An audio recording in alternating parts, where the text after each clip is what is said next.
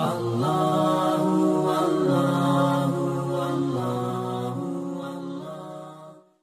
teman-teman yang dirahmati Allah, kalau kita punya masalah, kita coba bangun awareness, oh Allah pengen membersihkan dosa-dosa saya nih.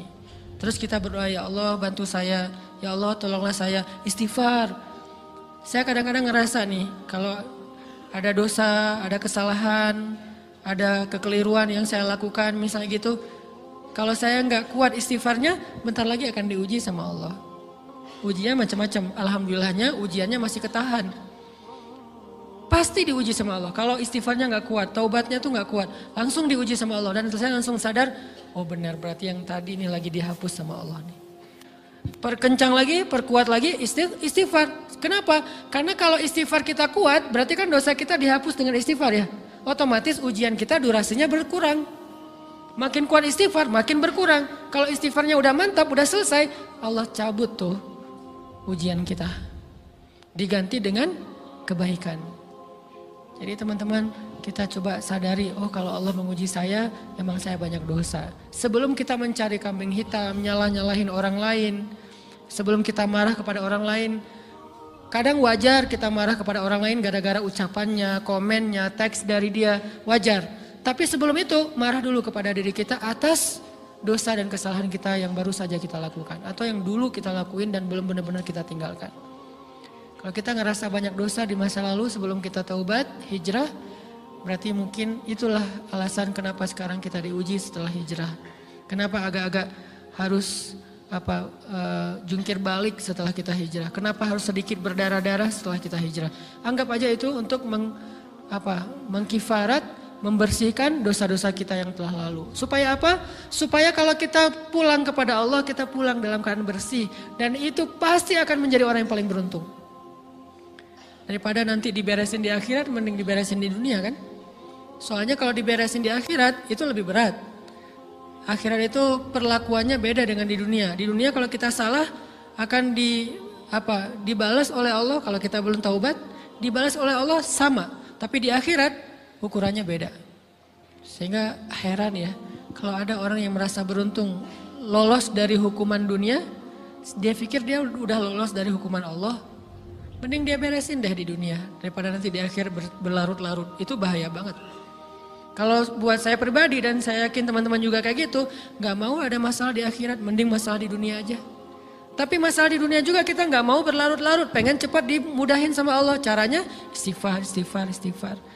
Tidaklah Allah memberikan kepada kita ujian kecuali salah satu alasannya pengen menghapuskan dosa.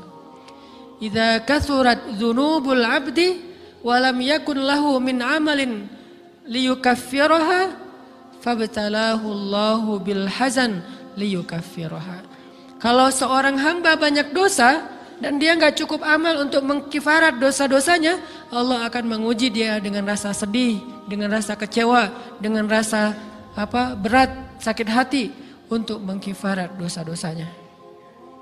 Itu yang kita bangun, sehingga kalau ada masalah sama orang lain, kita memperbaiki diri dulu. Bukan sibuk dengan kesalahan dia terus menerus yang gak mau kita maafin.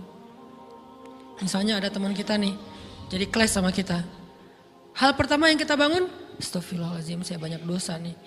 Tapi kan yang salah dia, ya tapi mungkin dia gak akan mengatakan kalimat itu, gak akan bersikap kayak gitu kalau kita gak punya dosa. Allah sengaja mengutus dia untuk menguji kita lewat kata-katanya, lewat perilakunya, karena kita punya dosa. Jadi penyebab pertama diuji itu bukan teman kita yang salah, itu penyebab kedua. Memang dia salah dan itu harus kita akui, realistis lah. Dia salah, dia nggak pas, dia nggak bijak, dia apa. Oke, tapi yang mentakdirkan dia salah kepada kita, Allah Subhanahu Wa Taala. Kenapa Allah takdirkan gitu? Karena kita masih punya banyak dosa. Allah kirim kita ujian, bisa manusia, bisa alam, bisa dalam diri kita sendiri. Itu semuanya adalah cara Allah untuk menguji kita dan membersihkan dosa-dosa kita. Ini yang kita bangun pertama. Yang kedua, kata Nabi di dalam hadis Bukhari, "May yuridillahu bihi khairan." Yang terkenal kan yufaqihu fiddin, itu yang terkenal. Ternyata ada dua modelnya. Ada may yuridillahu bihi khairan yufaqihu fiddin. Siapa yang Allah pengen kasih dia kebaikan kebaikan, Allah akan buat dia mengerti halal dan haram. Itu berarti Allah sayang sama dia. Ini satu model hadis. Ada model yang kedua, mirip redaksinya. May yuridillahu bihi khairan yusib min. Hadis Bukhari. Siapa yang Allah pengen ngasih dia kebaikan, Allah uji. Hah? Kok gitu caranya? Ternyata kayak gitu rahasianya. May yuridillahu bihi khairan, may yuridillahu bihi khairan. Siapa yang Allah pengen ngasih dia kebaikan, Allah kasih dia musibah atau ujian. Kenapa bisa seperti itu, Ustaz? Fa inna ma'al usri yusra, inna ma'al usri yusra. Seolah-olah Allah bilang di dalam ayat itu, kalau kalian mau dapat kemudahan, biasanya lewatnya kesusahan dulu. Kalau kalian pengen dapat keberuntungan, biasanya dapatnya kerugian dulu. Tapi keberuntungan dan kerugiannya pasti nggak sebanding. Keberuntungannya jauh lebih besar daripada kerugiannya. Kerugian itu kayak modal doang, DP. Jadi kalau kita mau dapat kejutan dari Allah, Allah kasih kita DP. DP-nya apa? Ujian, DP-nya musibah, DP-nya rasa nggak nyaman. Itu DP tuh. DP terhadap apa? DP dari Allah terhadap hadiah-hadiah besar yang Allah pengen ngasih ke kita setelahnya. Cuman banyak orang yang menolak DP ini. Sama kayak kita misalnya. Kalau kita mau ngasih dia hadiah, kita kasih dia kayak kejutan dulu. Dia lagi ulang tahun nih, disiram air dulu. Setelah itu dikasih hadiah-hadiah yang mahal. Rela gak disiram air demi hadiah? Rela, udah siramin lagi aja. Kalau setelahnya ada hadiah. Yang kita gak rela, kalau setelah disiram, disuruh bersih-bersih sendiri dan gak dikasih apa-apa. Kan gak rela tuh. Berarti ini bab iman. Yakin gak kalau Allah tetap ngasih hadiah? Kan sabar dan iman itu ternyata tahu aman, kembar. Kalau kita yakin Allah ngasih hadiah setelah ngasih kita DP ujian, ya kita akan sabar. Gak apa-apa deh, bentar lagi mau dikasih hadiah, digini-giniin juga gak masalah. Dibully, diapain sama Allah, biarin aja. Ya Allah saya sabar, kan bentar lagi mau dikasih hadiah nih. Ini masalah yakin. Tapi kalau kita gak yakin, apa sih maunya Allah gitu kan. Begitu kalimat ini keluar, maka yang muncul setelahnya adalah mengeluh, berputus asa, dan gak akan sabar menghadapi ujian. Ujian, kata Nabi, may yuridillahu bihi khairan. Siapa yang Allah pengen kasih hadiah, siapa yang Allah pengen kasih kejutan, siapa yang Allah pengen kasih pertolongan, siapa yang Allah pengen kasih kebaikan, yusib min. Allah akan uji dia dulu. Ini sunnatullah. Sehingga kalau kita lagi diuji, yang kita lihat jangan ujiannya, apa setelah itu. Gimana ngelihatnya Ustaz gak kelihatan? Dengan mata hati. Istafti qalbak, tanya kepada hatimu, kelihatan enggak? Dengan mata hati. Gimana ngelihat dengan mata hati? Dengan iman, saya percaya Allah pasti ngasih kebaikan setelah ini. Orang Allah sendiri yang ngomong, enggak ada satu huruf pun di Al-Quran yang salah. Apalagi satu ayat, apalagi dua ayat. Fa inna ma'al usri yusra, ditegesin lagi. Inna ma'al usri yusra. Tapi usr dulu, baru yusr. Dikasih kesusahan sedikit, dikasih kemudahan yang banyak. Dikasih kesusahan sedikit, dikasih kemudahan yang banyak. Ini yang kita coba bangun tajdidul iman. Bangun memperbaharui yakin. Sehingga ketika kita diuji, sedih, wajar. Mengaduh sedikit bukan mengeluh ya. Kalau mengeluh kan nyalahin Allah. Kalau ngaduh, yang namanya orang dicubit kan, itu ngaduh. Tapi kalau, apa sih maunya Allah? Nah itu ngeluh. Antara mengadu dengan mengeluh berbeda. Mengadu, itu manusiawi. Sedih, itu manusiawi. Air mata bahkan bukan hanya manusiawi, itu rahmat dari Allah. Orang yang gak bisa menangis itu yang bahaya. Kalau kita masih bisa menangis, berarti kita masih peka hatinya. Bukankah anak kecil paling sering menangis? Berarti hatinya peka. Siapa lagi selain anak kecil yang paling sering menangis? Cewek. Cowok itu emang gak punya perasaan, makanya jarang nangis. Cewek dikit-dikit nangis, jangan bilang, cemen banget sih nangis, cengeng apa. Enggak, karena dia perasaannya lebih peka dari kita. Itulah kenapa Allah menitipkan bayi kepada perempuan. Kalau dititipin ke laki-laki hancur.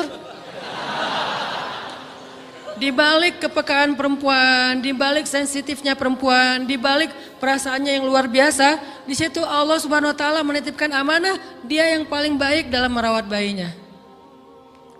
Perempuan secara umum mungkin lebih banyak bicara daripada laki-laki ya. Walaupun ada orang yang perempuan pendiam banget, ada yang gak ngomong sama sekali, misalnya diem-diem aja, ada.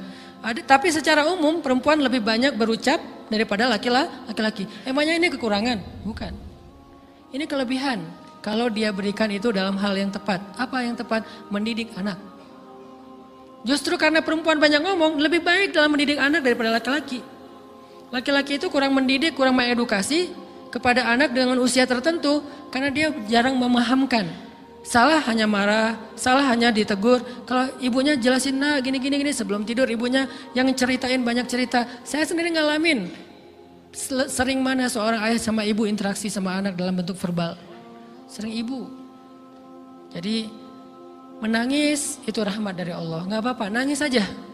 Dan itu tidak disebut mengeluh. Kamu kok nangis? Kan orang Islam harus sabar. Emangnya nangis dengan sabar itu bertolak belakang? Sabar tetap sabar, ya nangis jalan aja terus nangis. Nangis apa pakai nangisnya nggak cuma nangis doang, emotikonnya juga nangis, berderai-derai gitu. Sampai air matanya menggenang gitu kan ya. Boleh lah. Ditambah lagi dengan visual menangisnya posting bahwa dia lagi tertusuk duri dengan postingan kaktus atau apalah. Dia pengen share ke semua orang bahwa saya sedang sedih. Sehingga nanti ketika ada orang yang menghibur dia dengan sedikit kata-kata yang sabar ya segala macam, wah makin berderai-derai. Itu belum jadi, kecuali dia keluarkan kata-kata mengeluh, baru dia disebut orang yang banyak mengeluh, berputus asa. Kalau mengaduh, wajar. Walaupun ada nabi udah diuji berat gak mau mengaduh, apalagi ngeluh. Zakaria, digergaji, mengadu aja enggak.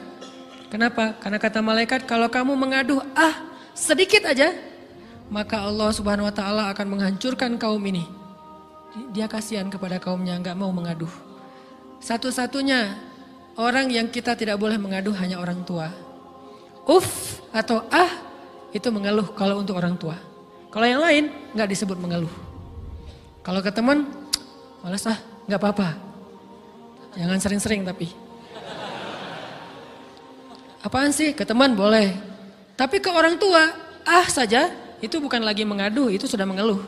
Khusus untuk orang tua. Kalau di antara manusia. Kalau kepada Allah dan Rasul, pastinya lebih dari itu.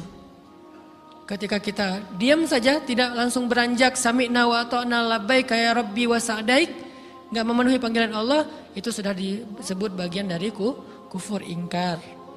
Tapi minimal kita mungkin masih mengaduh, kita masih menangis, kita masih lelah, kita masih merasa lemah, setidaknya kita tidak mengeluh. Kenapa? Kita percaya Allah kalau mau ngasih hadiah kepada hambanya, DP-nya itu ujian. Dan yakinlah hadiahnya minimal 10 kali lipat lebih baik daripada ujian itu. Minimal, karena nggak ada amal soleh yang dibalas di bawah 10 kali lipat tuh nggak ada. Amal soleh, amal ya bukan niat. Amal yang udah kita kerjakan minimal dibalas 10 kali lipat. Minimal, maksimalnya bighairi hisab, tanpa batas. Bighairi hisab, tanpa batas. Ada yang 700 kali lipat kayak sedekah. Tapi tetap aja ayat sedekah di akhirnya ujung-ujungnya apa? Bighairi hisab juga kan? Berarti sedekah itu minimal dibalas 700 kali lipat. Minimal. Kalau kita yakin. Selalu syaratnya kalau kita yakin. Dan saya ngebuktiin itu banget. Saya pernah ngalamin lagi jalan-jalan di sebuah kota yang ada becak kayuhnya, becak sepeda gitu ya. Jalan terus saya bilang, Pak berapa ongkosnya? 20.000. Udah naik aja 20.000. Karena kita keliling-keliling kota, ternyata saya jadi kasihan sama dia 20.000. Kasihan kan 20.000 dibayar keliling kota, walaupun pas mampir beberapa tempat mungkin dia dapat tips ya. Tapi saya nggak tega gitu, dia cerita tentang anaknya lagi sekolah, apa segala macam, makin bikin baper kan. Pas selesai, saya kasih dia 100.000. Dari 20.000 dikasih 100.000 karena kasihan. Dan saya yakin nggak mungkin sedekah itu sia-sia. Kan Nabi bersumpah kan, demi zat yang jiwaku di dalam genggamannya tidak berkurang harta karena sedekah. Demi Allah kata Nabi, nggak berkurang harta karena sedekah. Berkurang harta karena belanja? Ya. Berkurang harta karena pacaran? Banget. Modal banget kan? Apalagi buat cowok. Tapi berkurang harta karena sedekah? Gak mungkin kata Nabi. Demi Allah gak berkurang harta karena sedekah. Berkurang harta karena istri? Enggak. Karena memberi kepada istri itu pahalanya lebih gede daripada sedekah. Makanya ngemodalin pacaran setelah nikah itu tumbuh berkah. Modal pacaran sebelum nikah itu apes. Jadi kalau pengen modal nih, ngemodalin cewek, traktir, ngapa-ngapain, bayarin, jangan sebelum nikah. Sebelum nikah jadi orang pelit aja, nggak apa-apa. Tapi setelah nikah, jor-joran ngasih, apalagi yang, bayarin semuanya. Kenapa? Pahalanya lebih gede daripada sedekah. Bahkan lebih gede daripada infak fi sabilillah. Seorang suami memberi nafkah istri, itu pahalanya terkadang lebih besar daripada kita berinfak untuk fi sabilillah, untuk korban perang. Saya heran kalau ada orang sedekahnya rajin tapi ke istrinya kikir, aneh, berarti dia nggak ngerti konsep. Padahal memberi kepada istri itu sebenarnya nggak pernah sih. 100 ribu deh, karena kan kecil, saya kasih 100 ribu. Ternyata begitu saya kasih 100 ribu, dia doa. Nah ini nih, pentingnya sedekah ke orang yang membutuhkan tapi nggak minta-minta, dia tulus. Dia langsung doa, ya Allah Pak mudah-mudahan rezekinya lancar, berkah, bertambah dan segala macam, bahagia keluarganya. Doa-doa ini semuanya dikabulkan dalam hitungan hari. Pertama, bertambah bahagia rumah tangganya, dapat kecupan dari istri. Dia nganggap suami saya cowok banget sih. Mulai satu nih. Dua, demi Allah selang 15 jam kalau nggak salah, karena waktu itu malam, besok paginya ada orang yang ngejar-ngejar saya pengen ngasih hadiah. Ustadz, saya pengen ketemu Ustadz.